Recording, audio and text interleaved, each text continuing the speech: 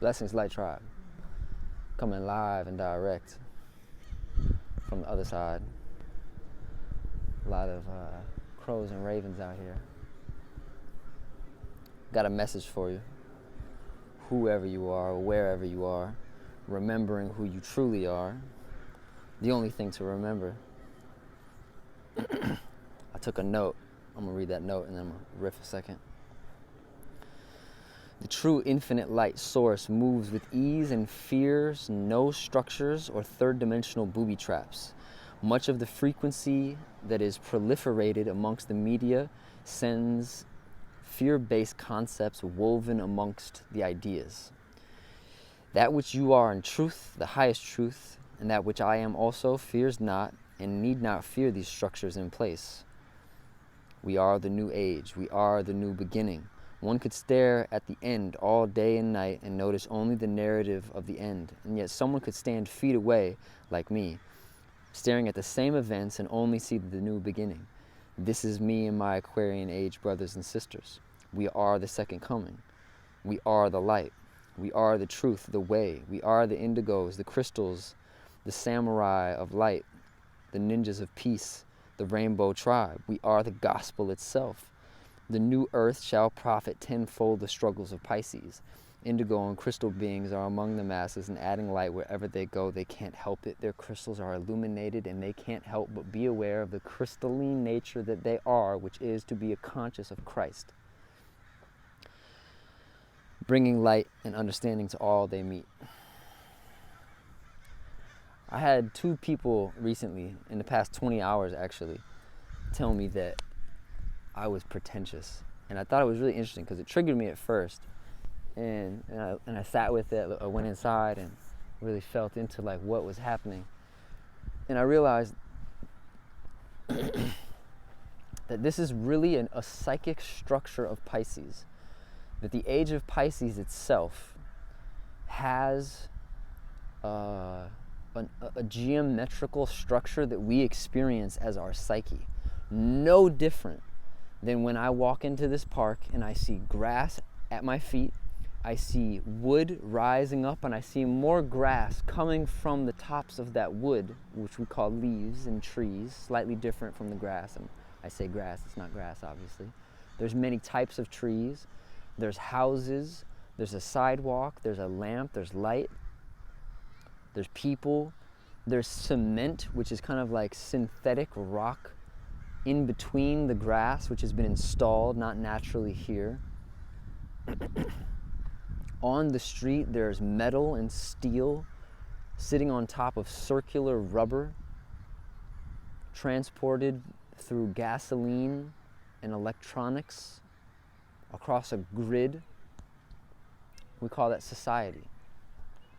No different is what I'm pointing at that is a psychic structure, that is the structure that is the mental aspect of life.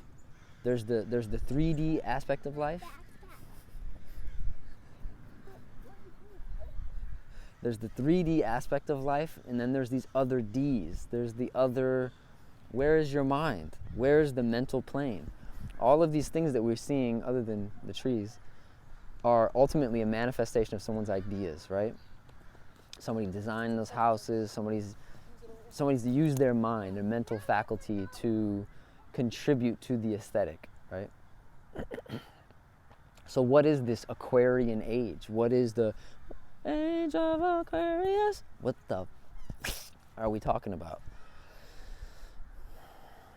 If you look at the yugas, you look at the cycles that we're moving through, it's just a larger macro version of what happens when we orbit the sun annually. It's the same thing that happens when the moon orbits us monthly in the Gregorian schedule. And that's why this Mayan calendar thing, as limited as my understanding is about it, is really profound. And I feel I'm only touching the surface of its profundity.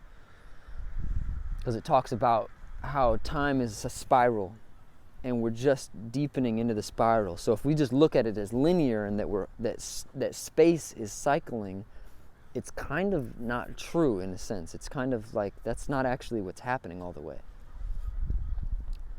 And so, what's this video about? Well, Pisces and this psychic structure. So I express myself on Instagram more and more, increasingly so. And yeah, so I expressed myself recently and had two interactions where the word pretentious was used. And I was like, that's a very interesting little fractal happening here. One of them was a comment on my bio. And I was triggered at first, and I was like, you're right, that's such an egotistical thing to say. I should take it down. Why would I say that I'm an enigma, that I am a glitch in the matrix? And I got triggered, and I sat with that. And what came up in reflection was, if I perceived someone else as strictly a body-mind complex, meaning I'm Rocco and you're someone else, we're not the same, I'm in here and you're in there. Separateness. That idea, to see in that way, requires the foundation of something called separation or separateness. What is separateness? Well, if you think about what it's implying, it's saying that there's not unity. It's disconnected, it's separated, it's not oneness, it's two-ness. So if someone sees another person expressing themselves and the frequency or angle that the light is moving through that person in, if it triggers this, let's say person A is expressing themselves and it triggers person B, that light is just the angle that person B hasn't incorporated or integrated into their consciousness yet. Because at the end of the day, I can genuinely say, integrated into this faculty that I know to be Rocco, that when I look across the spectrum of humanity, like, I don't find myself to be common. I find commonality actually is, in terms of like the herd and the masses, and as they call it, the sheep. I don't subscribe to general concepts and topics that are proliferated amongst us. Interesting sounds around here. This whole park is surrounded by crows and ravens. So yeah, I'm an enigma, I'm rare. And if you feel into what you are in your truest essence, that's before you're a body, you're extremely rare. You're seemingly the most rare thing in the world. And yet if you feel into the paradox that happens before duality, that happens before separation, that happens before you feel you are separate from the Father or the One, before you identify as a body-mind, you are extremely common. You're extremely accessible. You're actually everywhere in all things. You are the material and ingredient that is most readily available. I think there's an interesting metaphor there with salt, in terms of how much salt is in the ocean and like on Earth in general. But, you know, let's just call it ether for now. But spirit, spirit, spirit, soul, soul, sun, light, awareness, to be conscious.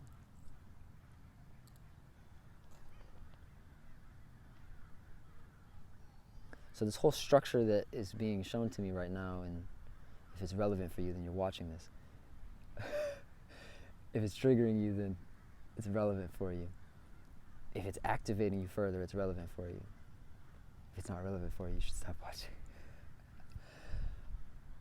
So Pisces has a structure that, in order to fully express the light of the soul, if you study human growth over the past 2,000 years since Yeshua, there's been the Christ template, which is someone who embodies the law of one, which is unity consciousness, where they basically lead a life, they live by example in a way that is indicative of someone who does not see that they are separate from other people, that actually sees some principle of connectedness between themselves and all other people.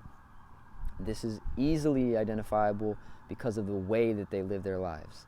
Yogis, Buddhas, bodhisattvas, enlightened beings of all cultures, awakened beings, beings of light, benevolent beings of light who came to earth, awoke in bodies sometimes, and realized that they were here to serve all humans in awakening to the actuality of what was sustaining their experience of life.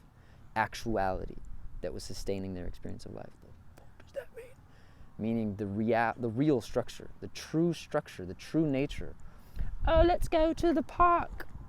Let's have fun here at the park. It's just a park. We're just people.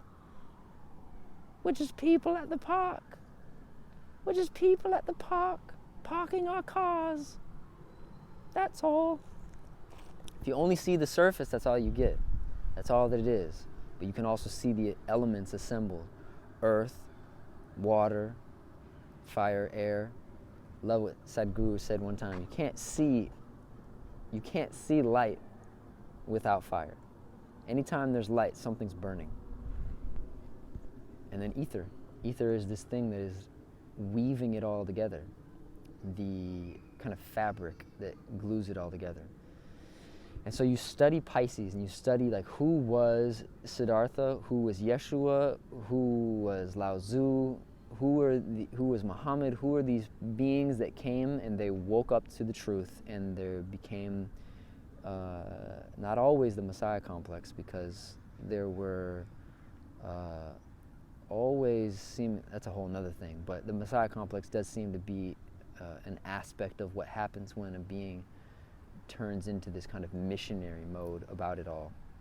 But then there was this other archetype of being that was basically feeding off of the separation, which is the kind of Luciferic or Ahrimanic, as Steiner puts it, structure.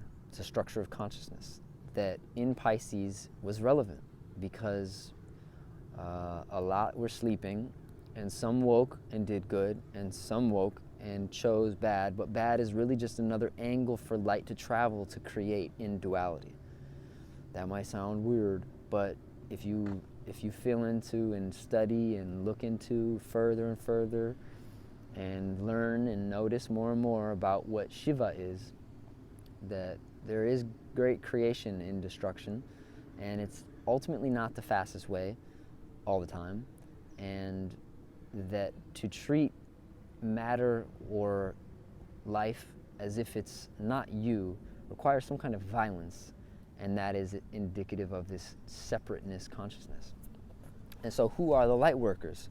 Who are you if you realize that you're a worker of light, a crystal kid, an indigo, a rainbow kid, and or grown up, and you're a soul that realizes that you can impact your community, your scenario, your environment, your family in some kind of a positive way. Alchemy. What is that? Well, it is to recognize that you are the structure through which all is coming through, the crystal, the Christ. It's such a triggering word for so many. I've said the word Christ in scenarios, and I feel this electromagnetic contraction in people that's so intense, because the word Christ has been thrown around. The word Christ has been raped by Western culture, mind you. You read Autobiography of a Yogi or listen to Ben Kingsley speak it, and Yogi Christ will reorient you to what Christ really is, and what it really is to just realize that you are like a crystal. Human, you as a human are like a crystal through which light is passing from an unseen plane, can't see it with the eyes, from an unseen plane to a seen plane. There's like a good breakdown of the word plane. I forgot what it is, but planet, plane, dimension, diamond, I forgot exactly. Dimethyltryptamine, sidebar. I forgot the breakdown, but yeah, plateau, a plane, a field of experience. Third dimension, depth, width, and height. Fourth dimension, time.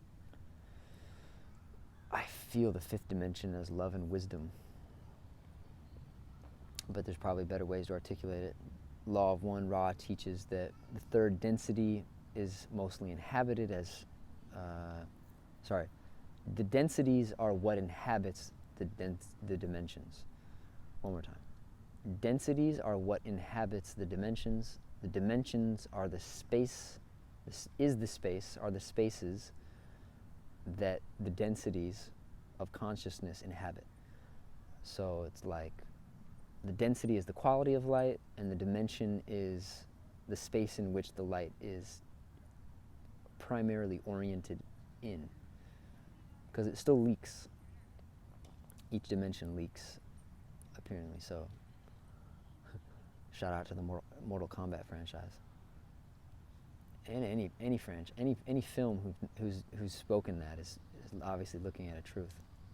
But so this whole video started off with me talking about somebody calling me pretentious, because when you start expressing yourself and living your life as a soul, you might behave in a way that triggers other people's egos, and the ego is, I call it a time-based identity structure, and they haven't had a realization moment that they aren't the body, that they aren't the mind.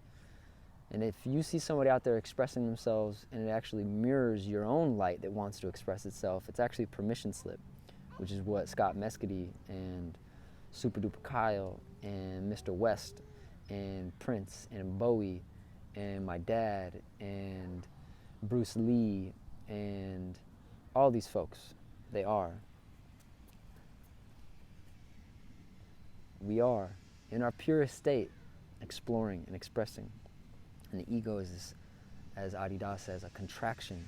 It's a contraction from God. It's a contraction from Source. And if you really get into the nitty-gritty of like, where is the contraction taking place? It's in the third dimension. Like, well, what is the contractor that you're contracting into? Who's the contractor working this build site, you know, in terms of construction sites, right?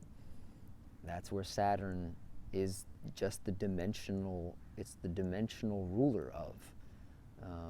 Some really cool stuff for those who are seeking it that it's relevant for, regarding Capricorn and Saturn, and how some of the symbolism in the Western Christian mind gets so confusing and so rigid and so terrified of that which it has deemed as demon, or deemed as lower, or deemed as not of God or not good. And yet the Taoist way of Wu way and the middle way, the doing without doing, seeing as it actually is, and aligning the system before taking action, it sees there's actually something in between good and bad and duality. And to be the light, as the light, with the light, and allow the light through, is to be that. Here's some ideas.